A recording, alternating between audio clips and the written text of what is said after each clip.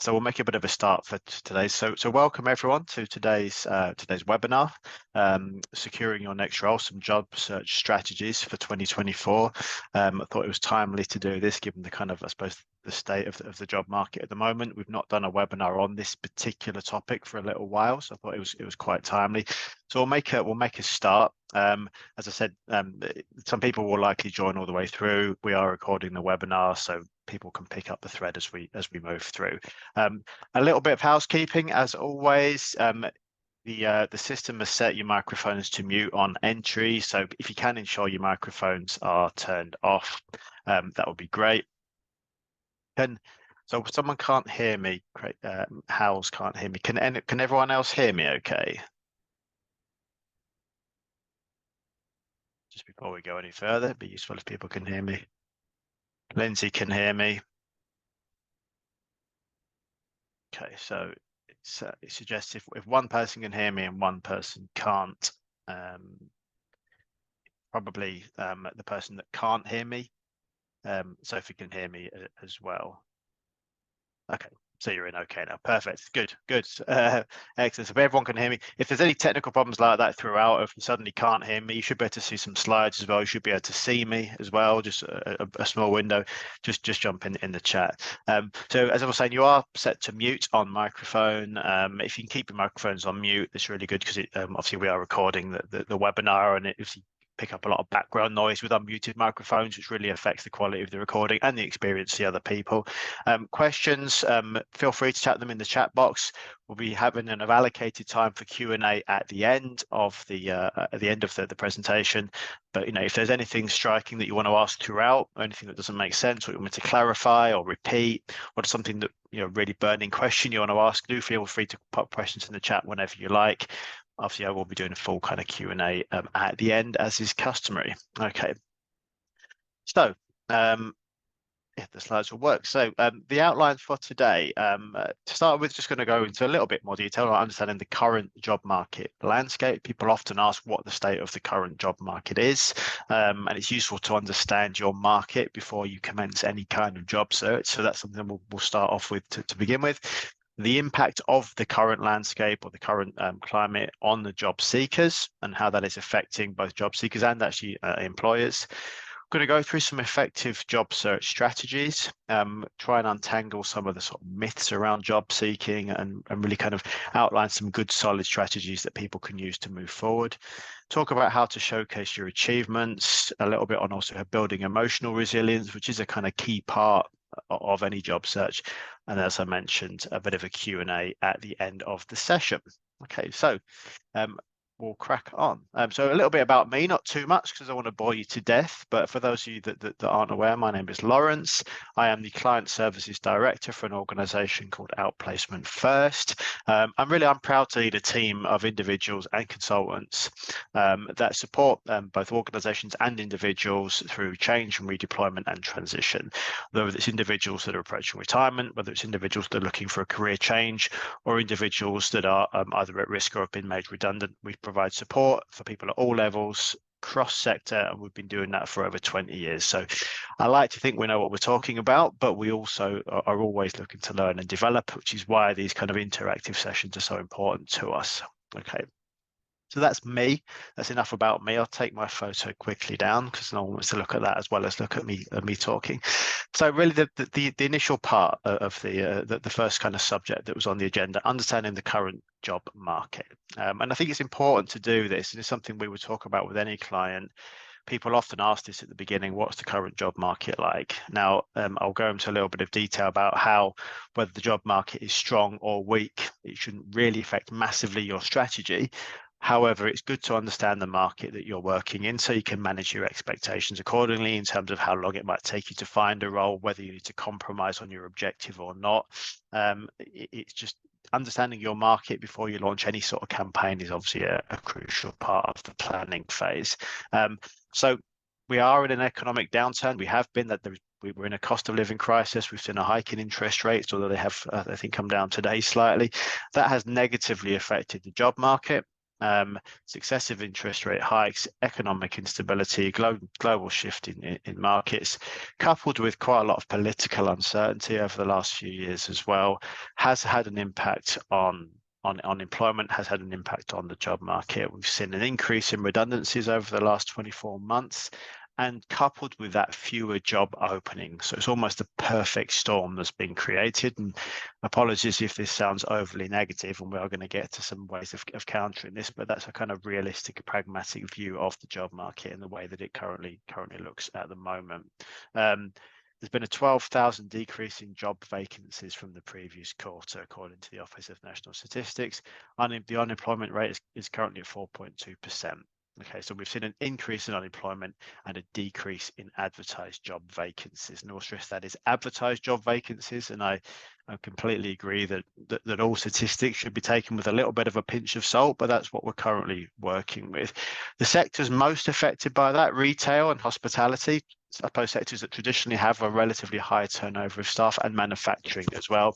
But really, a kind of broad increase in unemployment and decrease in vacancies really affects all sectors. So it's something for all job seekers to be aware of. So in terms of the impact on an individual job seeker, maybe someone that's looking to change roles, that's been made redundant, that's looking to maybe progress into a different sector or move up the sort of chain, as it were, a reduction in job roles to apply for and an increase in redundancies means there is increased competition for fewer positions. So there are more people going for less roles, therefore you have got greater competition. A job search is a competition. You're in competition with other candidates, essentially, and there's an increase in that when there's fewer positions. Job seekers are spending 30% longer to find new roles, as according to the CIPD in a relatively recent study. So it's taking just that little bit longer to secure a role from when you start to when you secure something. And there is obviously a psychological impact of that. It's something we talk to a lot about the clients that we support. I mean, it's a naturally, certainly if you're in a redundancy situation, it's a naturally stressful and an anxious time anyway. And there's a real increase in that when you're also aware that maybe the job market isn't as strong as it could be, or there are less positions, you're seeing less to apply for, and the whole process is taking longer than you would like. You're trying to protect maybe any savings or income or severance that you've got for as long as possible. It does lead to increased stress and anxiety for sure. From an employer's perspective, and obviously it affects employers, the other side of the table as well, 34% of businesses are holding back on recruitment. That's according to Reed. Businesses are currently retaining current staff or looking to promote from within rather than maybe hiring externally. It's a way of avoiding future hiring costs, avoiding recruiter fees, avoiding training fees, etc. More job applicants resulting in more competitive talent pool for those organizations. They've got greater choice when they are looking externally as well. So just a few things to be aware of. You do generally see during any sort of economic downturn, recession, credit crisis, businesses or a crisis like COVID that we saw a few years ago, businesses will put a hold on recruitment and put a hold on additional costs and do everything they can in-house wherever possible. So just something, again, to be aware of. This doesn't mean that all hope is lost, and this isn't supposed to be all doom and gloom. While the job market is tough, there are things you can do to stand out. And I would actually argue that regardless of whether the job market is strong or weak, you should take this real proactive approach to your job search. And in being proactive and being on the front foot from the beginning with your job search is a great way of standing out and kind of elevating yourself above that wider pool of competition. And really the first thing is a shift in mindset. I would think about your job search less as a job search and more as a marketing campaign or a sales campaign. And the parallels are quite clear, and I've kind of outlined them here. You think of when you're trying to sell a product or a service, you would usually have a formal proposal that you're going to give to prospective clients or prospective prospects. Your CV is very much that. It's a formal document that outlines what it is that you can do and what it is you've got to offer an employer. There'd also be a good website that sits behind any marketing strategy that you can use to generate inbound inquiries and also use to promote yourself. And it's a point of reference for potential customers. Well, that is what your LinkedIn profile is there for. Your job interview is your sales pitch. It's a chance for you to meet a potential company or a network contact or a recruiter and essentially pitch to them why you are suitable for their organization, to really highlight your skills. Networking should form part of pretty much any job search, particularly at the more senior level roles. So that's a way of generating leads, and networking really would be a key part of any sort of sales or marketing. We also have things like covering letters, supporting statements. Well, within any marketing campaign, you've got usually an email marketing campaign that you would do as well.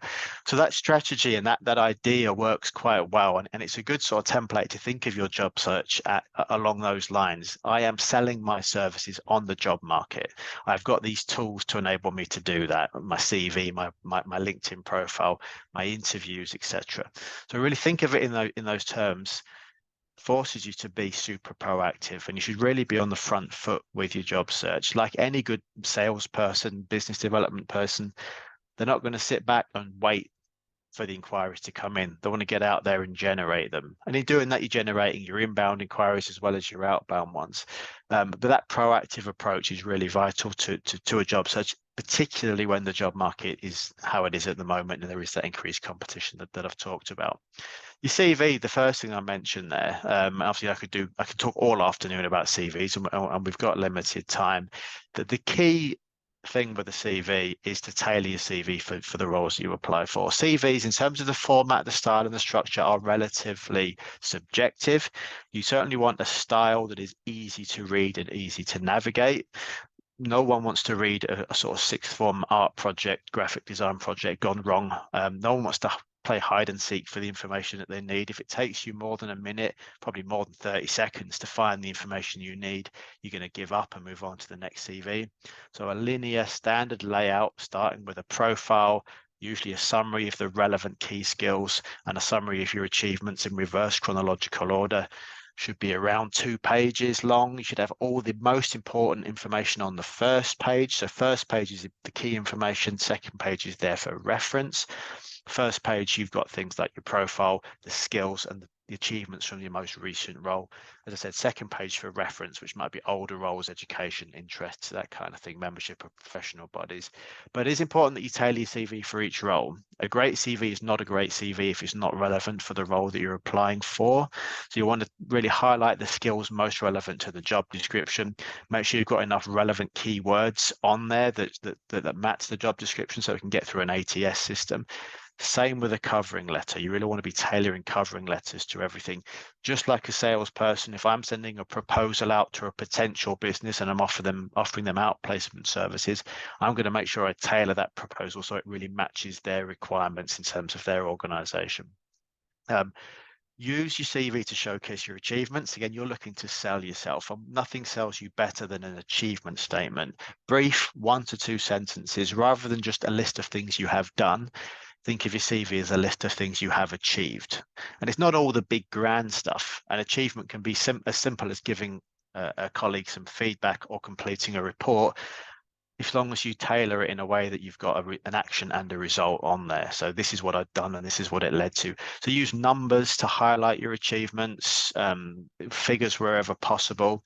Mention any awards or recognition or special projects you've been involved in.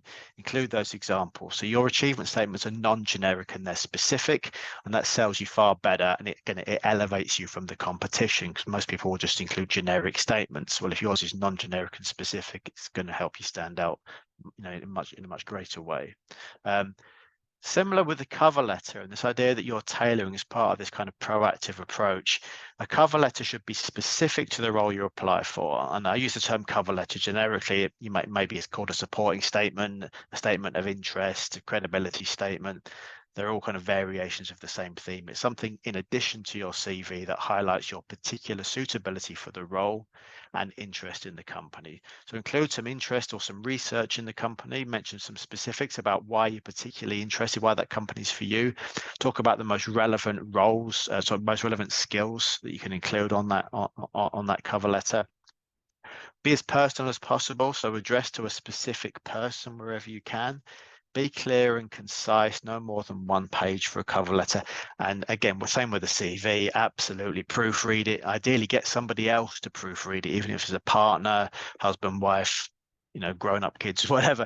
Get someone to proofread it, because mistakes in a cover letter and a CV, which are easy to make, grammatical mistakes, spelling mistakes, you've got the US version of the spell checker on or whatever. Do that, because if you can't be accurate about what you're saying about yourself, it doesn't say a great amount about you as a professional. Networking, something I mentioned earlier. So networking is not something that's exclusively there for people that are board level. It's important for them. It's important for everybody. And networking is simply utilizing the contacts that you've got and increasing that network into new contacts. Great way of finding out about roles, getting recommendations, getting introductions. So much recruitment is done via introduction, via referral. It's the reason most employers have employee referral schemes where you can refer a friend for a role, and usually there's some sort of reward in it for you if you do that. 70% of jobs are found that way. So it's a huge part of a job search. So to start off with, I would kind of get your contacts from LinkedIn. LinkedIn is really important for this. You start with the people that you know the best, former colleagues, friends, associates.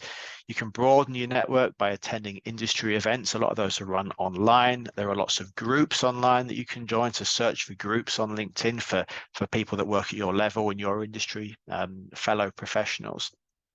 You can build contacts in that way. But again, coming back to this sales marketing analogy, follow up with any contacts that you make. So it might be people that you've reached out to that you've worked with. It might be new contacts like recruiters or people that you've communicated with through LinkedIn groups or industry events, people that you've met throughout the interview process for a role potentially. Keep in regular contact, follow up with them. It's account management in the sort of classic sense. You want to stay front of mind of any relevant stakeholder in your job search for as long as possible. 75% of people who recently changed jobs use LinkedIn. LinkedIn is massive, and it kind of sits centrally to a lot of your job search activity. It is a social media app, and I know we all now hate social media, fine, but it is massively important. Don't think of it just as social media. It's your website for your organization that you're trying to sell. It's online networking. You can use it to identify recruiters. Recruiters can use it to identify you and approach you. So it's a way of generating inbound leads. You can use it to communicate with your network. You can use it to research companies prior to interview. So massively important. Build a really strong profile, as strong as you can. Make sure you get to that all-star level rating, because you'll get more views if you do that. And then engage with the platform. So rather than just create a profile and then leave it to do its thing, well, it doesn't do its thing. You've got to use the platform. So follow companies that you're interested in. Look at their content. Engage with their content. You can engage with any content on LinkedIn as long as it's relevant to your job search. By engaging, I mean post, reshare, comment. You can do that with posts in the groups that you've joined as well. In using LinkedIn proactively, more people will view your profile, and you'll get more inbound inquiries, i.e. more people coming to you saying, hey, I saw your LinkedIn profile, I've got this role, are you interested? Again, generating inbound inquiries, an important part of a marketing campaign, an important part of a job search. Okay, so using LinkedIn in a proactive way is hugely important. Few ways to do that, as I mentioned: connecting with industry professionals, joining relevant groups, sharing relevant content. If you don't have time to create content, look at the content that the employers are using, that you're interested in, content that's relevant to your industry. I would challenge yourself to spend at least 5 minutes per day on LinkedIn. It's a tiny amount of time, more than what most people do. If you spend 5 minutes a day, in 5 minutes, you can easily utilize LinkedIn to engage with some content and do a quick search. Obviously, utilize the job search function for roles exclusive to LinkedIn. Most companies use LinkedIn directly to apply for roles. So it's a slightly more direct way of applying for roles than maybe using a third-party job search website. Okay. I said 5 minutes. I've increased that to 10 minutes from one slide to the next. There you go. But I would spend 10 minutes a day on LinkedIn, maybe 5 minutes for the content side, 5 minutes for job searching as a minimum throughout the week. It's less than an hour a week.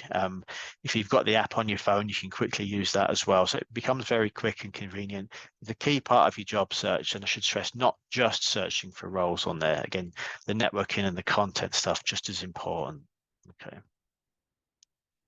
I suppose lastly, I mentioned at the beginning about building emotional resilience. Now, this is a kind of, I suppose, an overlooked area of job search support, if you like. It's all about, right, get your CV done, get your LinkedIn done, get out there, be proactive, all the stuff I've just mentioned, massively important. But you do have to look after yourself. You do need to a kind of a protective buffer, if you like, against anxiety and depression. Doing a job search, even if you've got some support from an organization like ours, can be quite lonely. You're knocking on lots of doors, not everybody opens. So build that kind of emotional resilience. And there's a few things that you can do.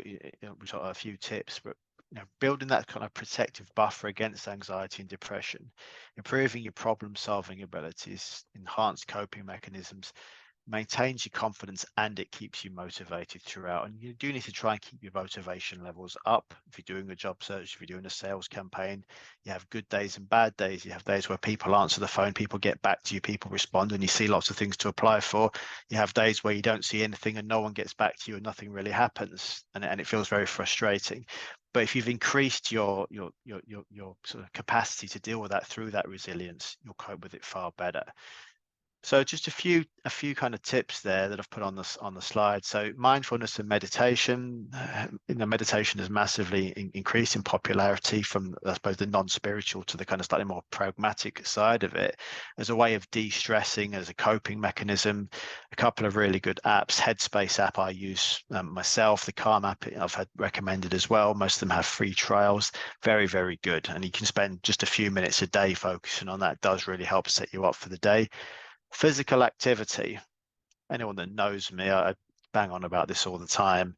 Really, really important. Regular exercise boosts your mood, and I'd go further and say, rather than just think of it as exercise, just time outdoors. I mean, going for a short walk in the woods or spending some time in the garden is enough, often for a lot of people, even if it's just half an hour a day.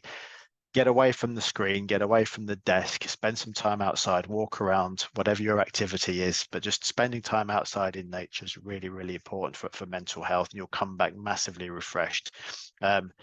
Healthy eating. I think it's easy if you've been through a stressful, difficult situation like a redundancy to fall into the trap of eating poorly because you're out of your normal routine. A balanced diet will really support your mental health and your motivation levels. Obviously, avoid excessive caffeine, sugar, alcohol, the obvious stuff. But you got to take time to do that. Really important. Stay connected with friends and family. And I mentioned about the networking side of things for your job search, but actually that's your support mechanism as well. Lots of people, and you'll be surprised how many people may have been through a job search more recently than you realize, that have been through a similar thing, that have come out the other side successfully. So join support groups, online forums, stay connected with friends and family. Set yourself goals, but set yourself realistic goals. Okay, so thinking you're going to achieve a really super high power job within 3 days of starting your job search is unlikely. So you want to set pragmatic, realistic goals, but do celebrate the small victories. Again, it's something I talk about a lot. Successes in a job search, grab every success and hold on to it. And the success isn't just when you secure a role. That's the ultimate goal at the end. The success is a subjective. It might be just finding a really good role to apply for, having a good interview, having a good interaction with a recruiter. Celebrate those and use those positive sort of small victories as motivational. The negative stuff that you might get, if you have a poor interview, if you maybe get some feedback on your CV that isn't that positive, take that with a pinch of salt, learn from it. But it's really the positive stuff that will help you stay motivated throughout a job search. As I mentioned, it can be lonely and frustrating at times. A lot of this stuff that I've just mentioned here will kind of will help negate that negativity. But having realistic small goals, it might be, I've done my 10 minutes on LinkedIn today. I've spoken to 3 recruiters. I've reached out to 2 people from my network and I've applied for a job. That's a positive day. The next day it might be, I've not done any of that, but I've had a really good interview. The next day it might be, I had a really good walk in the woods this morning and I've applied for 2 jobs this afternoon. So celebrate those goals as you kind of move forward and you'll stay more motivated. Okay, so in terms of support, there are lots of different organizations offer support when it comes to redundancy. If you are facing a redundancy situation, you should, if your employer hasn't mentioned it already, ask your employers about outplacement support. Most organizations will offer some sort of support. They often have to pay for it. There's some will do it in-house, some will outsource it to an organization like ours. It's always paid for by them, so it's not going to cost you anything if it's provided by your employer. So ask them about your outplacement support. It's something that we provide to a wide range of organizations across different sectors. Things like career coaching, planning job search strategies, interview support and preparation, networking support, obviously CV reviews, every element of your job search. It's personalized support, it's one-to-one, it's tailored, in the way that we provide it. Access to lots of online resources and some emotional support as well. So if you're facing that situation, do ask your employer about it.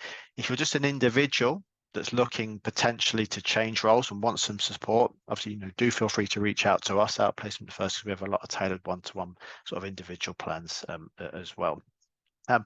So just to summarize, because I have to be careful of waffling on all afternoon. So tailor your applications. I've posted the biggest, in terms of your job search strategy, I've gone through some specifics. The biggest thing really is to shift that mindset. My job search is a sales campaign. So I need to sell myself on the job market. Therefore, I need to be proactive. It's not just going to happen. Okay, so I need to tailor my applications. I need to talk to people about my achievements. I need to utilize platforms like LinkedIn effectively. I need to talk to them about my transferable skills, enable for me to do all of that effectively and positively and stay motivated. I also need to think about myself and my emotional resilience. Okay, so they're the key takeaways. So if anyone's got any questions, I am here now. So yeah, I think we had a question in that's just come in from Howes. So we need to be careful of AI on applications using keywords. Absolutely, I completely agree. AI, and we call these application tracking systems that a lot of organizations use to read CVs, have been around for a while with various levels of sophistication. They have become more sophisticated. Certainly, depending on the level, I would always take the view that it's possible, if you're applying online for a role, that a computer AI-driven system like ATS is going to read your CV before a person does, and it's looking to create a percentage match, looking to match your CV or your application to the job spec. The only way it can really do that, obviously that AI system doesn't know how effective you are, and it's generally not sophisticated enough to interpret long, overcomplicated achievement statements. So having a CV that's laid out in a way that people understand. If you've got a really wacky, weird layout, an AI system can't understand it. Make sure you've got enough keywords on your CV relevant to the job description. Laid out in a way that it can read. You want the most recent roles at the top, the most important information on the first page, so you create that kind of match as early as possible in the process. Okay. So just another question. Should I try and put some personality into my cover letter or keep it simple? I want to stand out, but not really sure how it would be received. Depends what you mean by personality. A little bit of personality is fine. I wouldn't go over the top with it, because people you put yourself, I suppose, in the shoes of your audience. They're not spending a huge amount of time, unfortunately, reviewing cover letters and CVs. So they're looking to kind of pinpoint and just get to the information as quickly as possible. I would be more tempted to keep your cover letter simple, but as personalized and as tailored to the role you're applying for as possible. The main thing then that people miss out on cover letters is they talk about why they're suitable for the role, but they don't mention why they're interested in the organization. Now, being able to do a role but not wanting to work for the organization or within the environment doesn't really work. So make sure you focus on both. I'm interested in your company for these reasons. Flatter them, be positive about their organization, then talk about yourself. A little bit of personality, fine, but I wouldn't go over the top on personality, because we're talking about what's kind of relevant to the role. Okay. Yep. Again, How's made a good point about keeping track of applications. I usually advise people as they start a job search, again, if you're coming back to this analogy, if you're running a sales or a marketing campaign, you'll usually have some sort of sales to date tracker or something that you're going to keep up to date. Build yourself a spreadsheet. We've got loads of examples of these. Build yourself a spreadsheet so you can keep track of your job search campaign. I would maybe have different tabs along the bottom for the kind of different routes into the job market. So you might want a tab with all the roles you've applied for on LinkedIn, a tab for all the recruiters that you've registered with, a tab for how your networking's going, maybe a tab for different companies that you've approached directly. when you've spoken to them, then another tab that sort of diarise to reach out in 2 weeks so you can keep track. It is easy to get lost if you don't keep track of when you've applied for roles, and you want to obviously be able to follow up effectively. Okay, that's a really good point. Question from Lucy: should I be open about redundancy when I'm networking? When you're networking, yes, I think that's absolutely fine. There is no negativity attached to redundancies. It isn't something that we need to avoid talking about. You don't need to mention it on your CV. Because your CV is all about what you can do, what you can offer, what your skills and your experience and your achievements are. You don't need to mention it, therefore, on LinkedIn. But if someone asks you why you're looking for a role, absolutely fine to talk about redundancy. That's completely normal. If you are networking and reaching out to people within your network, absolutely fine to talk about redundancies. There's no negativity attached to it. Yeah.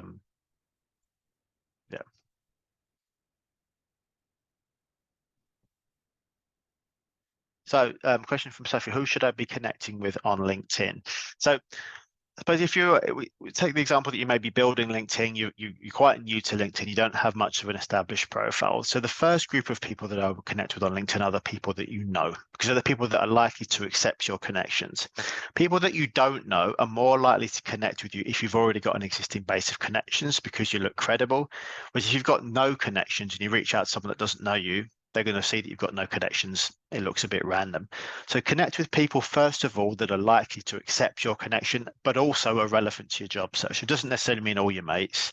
So it should be people that you've worked with previously. They're going to recognize who you are, therefore they're going to connect with you. Associates that you've maybe worked with in the past, former colleagues, and yes, friends and family and people from your wider social network that are relevant. Now, we've all got much wider social networks than we often realize. Again, for people that know me, they know I'm quite into running and I'm part of a running club. And I know I have met so many people through the sort of running world that actually, if I was looking for a job, would be relevant. People that work in different industries, different sectors. So have a bit of think about friends, family, associates, former colleagues. That's the first step. The second step in terms of who to connect with are people that you engage with as part of your job search. Okay, because again, they're people that should recognize you. You speak to a recruiter who's contacted you about a role, you have a good conversation with them, drop them a connection request with a short message attached. You're killing two birds with one stone. So it's a follow-up. It was great to talk to you. I look forward to hearing from you about the role that you mentioned.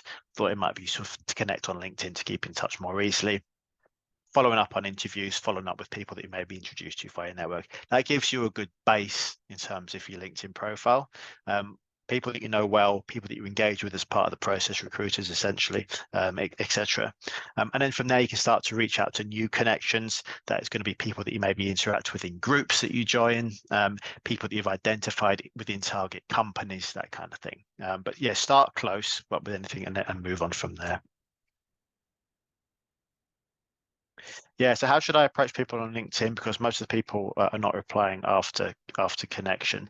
Yeah, so I mean it's difficult, and you can't force people to reply and interact with you on LinkedIn. As I said, if you follow the steps that I've just sort of mentioned about starting close and moving from there, anytime you send a connection request, always include a message as to why you're wanting to connect with them. That's crucial, so it doesn't look completely random. I get hundreds of connection requests from people with no message text. I've got no reason. I've got no idea why they want to connect with me. So that's kind of important in terms of doing that.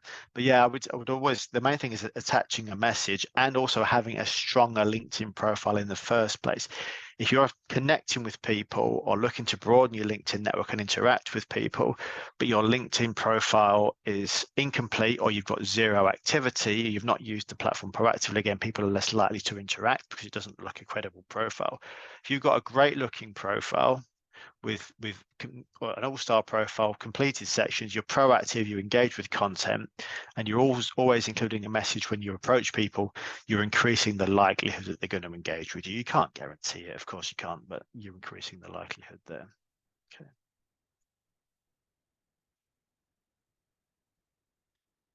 Question from Lucy. So, any specific keywords I should use in my CV to get past tracking systems? Again, it really depends, Lucy, on the sort of roles that you're applying for and what your skill base is. The keywords you should include on your CV should mirror or be very close to the key skills listed on a job description.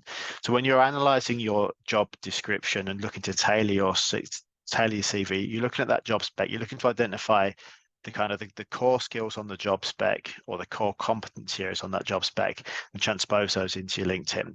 So it might be that the job spec talks a lot about senior level communication, decision making, people management, performance management, etc. Well, those are the sorts of things you want to draft into your CV. Likewise, take out things that are not relevant. So if you're applying for a role that's maybe a sideways step or has no, say, people management responsibilities at all, you don't need to include those team leadership, people management skills on your CV, but you might want to put in some new ones. If the job description talks about you should have experience with using certain systems, so I don't know, Excel or Sage or PowerPoint or Azure or whatever it might be, make sure you include those on your CV. So a mixture of technical and non-technical, but the job spec is really your guide when you're tailoring your CV.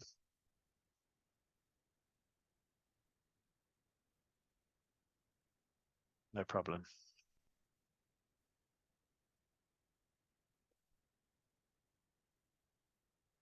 Okay, let's wait to see if we have any more questions.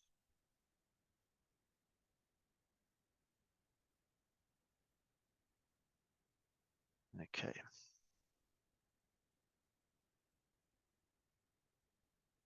Perfect. Well, it looks like questions have kind of come to an end. That's great. Some really good questions. That's really good. So thank you all so much for attending. As I mentioned earlier, we have recorded the webinar. If anyone is interested in finding out more, as I said, if you're someone that's facing potential redundancy, do talk to your employer about outplacement. They may have an existing provider, they may not.